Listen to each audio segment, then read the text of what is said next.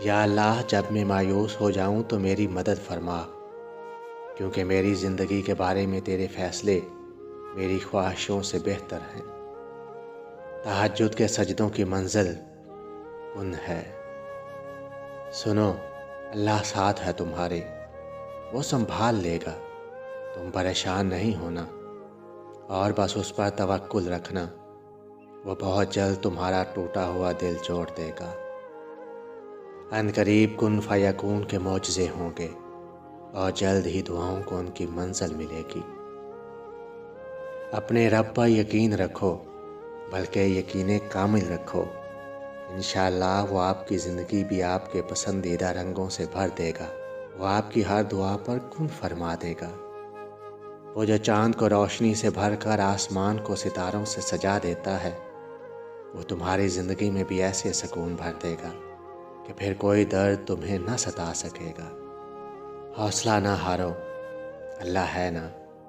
परेशान ना हो, अल्लाह है ना। ना हो मायूस अपने नसीब से तुम्हारा नसीब तो उसने अपने कुन से संवारना है। अल्लाह जब तौफीक दुआ तुम्हारे मुकद्दर का हिस्सा लिख देता है तो कबूलियत के मौजज़े खुद ब खुद ही होने लगते हैं। और उम्मीदों के प्यालों को अल्लाह के सिवा कौन भर सकता है। वो हर मुश्किल को आसान कर देता है। तुम मांगो तो सही, वो हैरान कर देता है। सब्र रखो और अल्लाह के फ़ैसलों पर खुश रहो।